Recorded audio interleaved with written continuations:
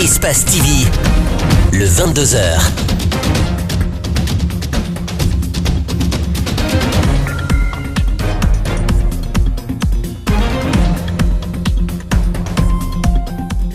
Vous êtes bien sur Espace TV, merci pour la fidélité, bienvenue dans ce journal.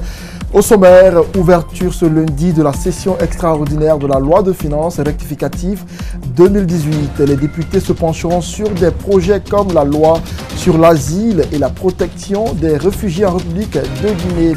Ambiance électrique ce matin au port autonome de Conakry. Les travailleurs en colère après la signature d'un contrat de privatisation d'une importante partie du port ont manifesté avant d'être dispersés par les gendarmes. Au Mali, le second tour de la présidentielle a eu lieu hier et les candidats semblent confiants quant à leur victoire. Le hic, c'est au niveau du taux d'affluence qui est très faible à la différence du premier tour. C'est tout pour les titres.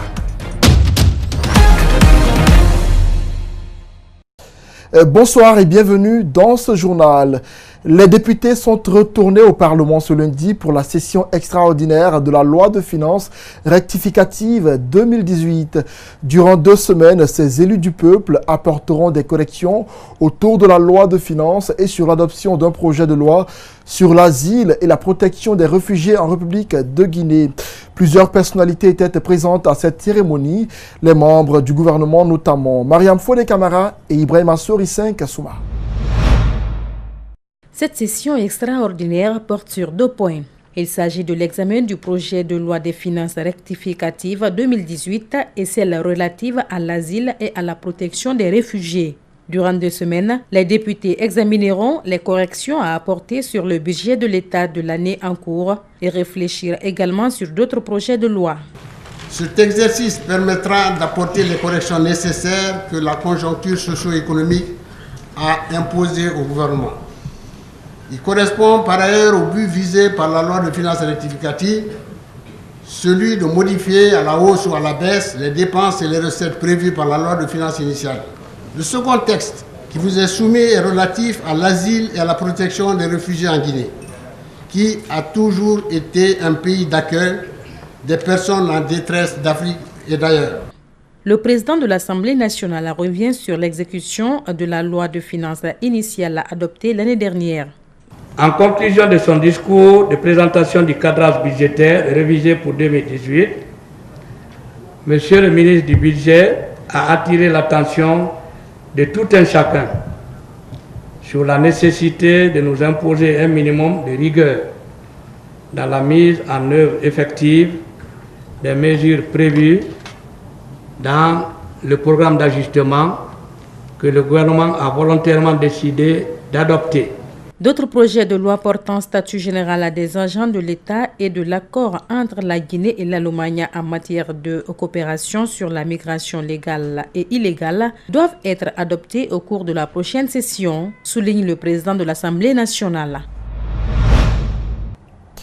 Alors qu'on la donnait perdante après la signature d'un accord politique entre le RPG Arc-en-Ciel, l'UFDG et le Bloc libéral, le parti de Sidya Touré bénéficie à son tour d'un accord. L'UFR et le RPG Arc-en-Ciel viennent de signer un accord dans lequel les 2 partis décident désormais de se soutenir dans des communes rurales pour occuper la tête des mairies.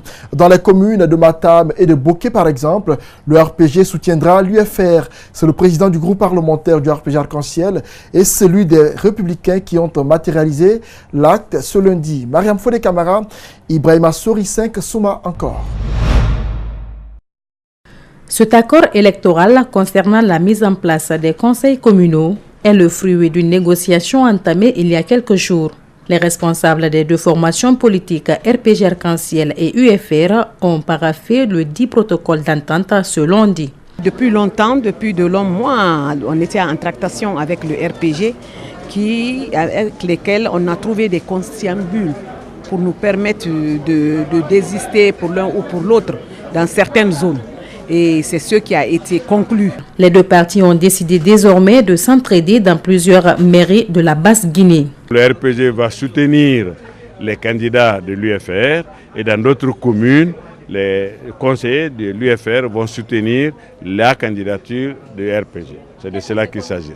Cette convention d'entente permettra aux deux partis politiques de s'accorder également sur la gouvernance des communes concernées par cet accord. Comme annoncé dans les titres, une partie importante du port autonome de Conakry vient d'être cédée à la société turque Al Bayrak pour une gestion qui va durer 25 ans. Ce contrat n'est pas du goût des travailleurs qui ont tenu à le faire savoir ce lundi. Ils ont bloqué l'entrée principale du port, empêchant la mobilité des usagers. Pour le syndicat, ce contrat risque de mettre au chômage plus de 800 employés. Déjà, le budget de fonctionnement du port autonome, estimé à plus de 300 milliards de francs guinéens, soit 30 millions d'euros, est bloqué par le président de la République à la Banque centrale. Aboulaye Sadio Diallo commente ces images de nos confrères de Gangan TV. La pilule ne passe pas.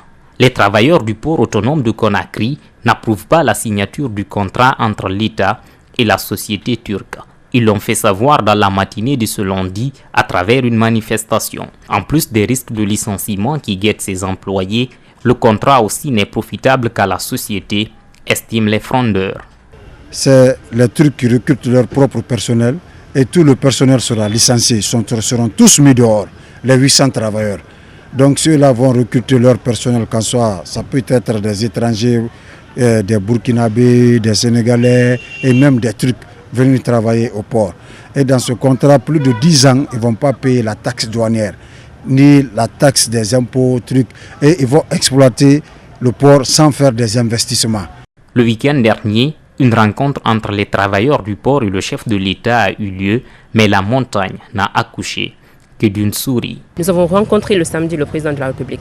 Et qu'est-ce qui est sorti de cette rencontre? Rien de concret.